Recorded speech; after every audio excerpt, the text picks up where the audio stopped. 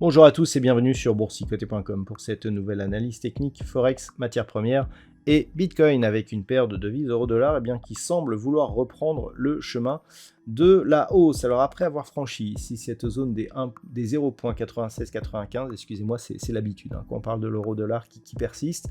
Donc on a validé ici le franchissement de cette zone comme résistance et puis sur le rebond, on avait constaté hier un contact ici sur la bolle supérieure. Ce qui est intéressant, c'est qu'on s'affranchit totalement de cette zone ici horizontale. On vient ici chercher la bolle, on revient sur la moyenne mobile 20 exponentielle qui agit comme support et on marque un nouveau plus haut significatif. Pour ceux qui connaissent mes setups, ça on considère que c'est un mouvement de retournement qui est très technique et qui peut être pérenne. Donc on peut viser un retour ici sur cette zone qui correspondait à un retracement à 100%. Donc ce retracement ici il était lié à cette précédente dynamique.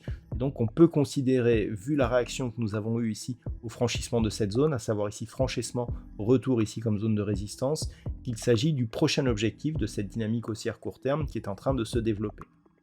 0.9863, c'est le niveau donc théorique que pourrait atteindre cette paire de devises si la dynamique ici continue à se développer. Niveau ici de retournement, c'est désormais cette zone ici, cette zone qui était une ancienne extension de Fibonacci, dont on voit ici qu'elle est ici résistance, dont on voit qu'elle a été ici support.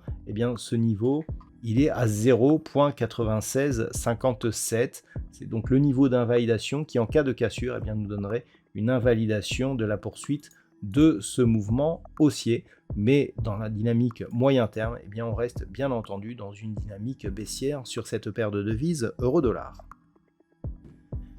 Sur la paire de devises livre sterling contre dollar américain, nous avons ici une dynamique haussière qui est en train de se redévelopper. Hier, j'insiste avec vous sur le retour ici des cours, sur un rebond technique qui venait valider un contact sur le deuxième retracement de Fibonacci à 38,2%.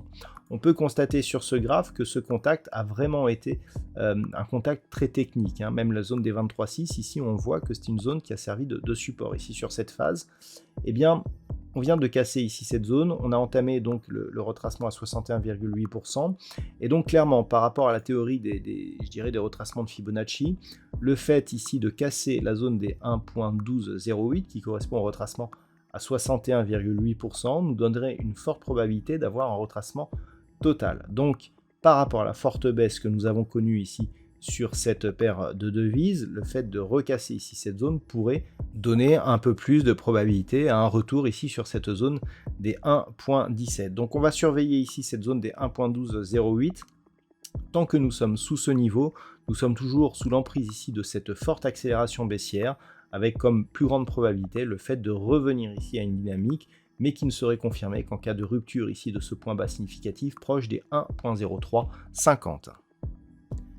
Sur l'or, là aussi, nous sommes dans une phase de retournement. Alors tout ceci est lié justement à un petit affaiblissement du dollar. Donc on était ici dans une forte dynamique baissière qui avait suivi le franchissement de la zone ici majeure des 1675 $ l'once. On est venu tester ici une zone proche des 1615 avant de rebondir. Là aussi, c'est très technique et c'est très propre.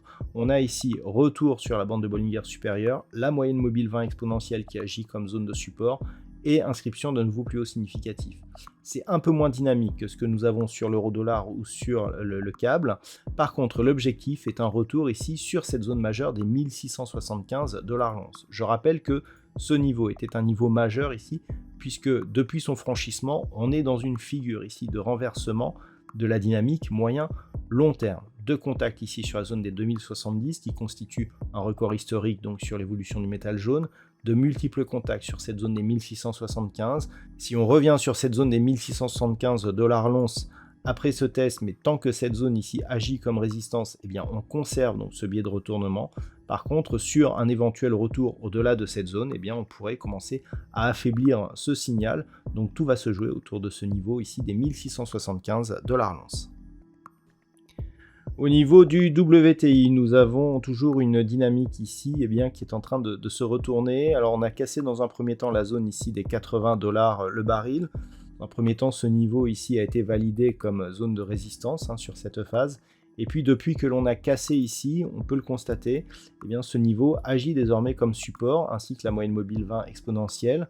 Donc pour l'instant, il y a un nouveau plus haut significatif. On attend un éventuel retour ici sur cette zone des 84. Mais ce dont on a l'impression surtout, c'est que cette zone ici majeure, elle s'est déplacée sur ce niveau ici de ce point haut, 82.40. Il semblerait que ce soit le nouveau niveau de résistance support horizontale qui joue vraiment sur la tendance actuellement. Donc par rapport à cela, on a donc une zone de support qui s'est transformée en zone de résistance. Donc on va surveiller ici un éventuel retour de cette zone, mais tant que l'on est ici sous ce niveau des 82,40, avant même de savoir si c'est un niveau qui est devenu majeur ou qui restera mineur ici suite à ces deux contacts, on reste dans une dynamique baissière en ce qui concerne la tendance moyen terme sur le WTI, avec comme objectif un retour possible sur la zone des 75 $ le baril. Et puis enfin sur le Bitcoin, nous sommes toujours ici dans une évolution qui s'est totalement neutralisée entre la zone d'alerte ici, toujours située à 18 500 $ pour un Bitcoin, le niveau d'équilibre ici à 20 000 $ pour le Bitcoin. On est dans une évolution qui se fait entre ces deux niveaux, donc plutôt une pression baissière, puisqu'on est vraiment très proche ici de la zone d'alerte.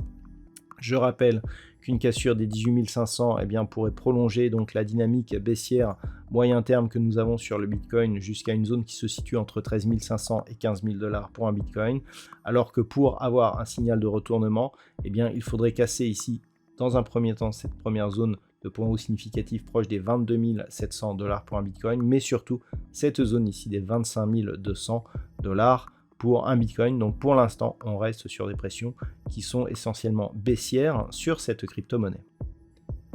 Voilà donc ce que l'on peut dire sur l'analyse technique de ces principaux actifs Forex, matières premières et crypto-monnaies. Je vous souhaite de passer une très bonne soirée. On se retrouve dès demain pour d'autres analyses techniques, toujours sur le site boursicoté.com.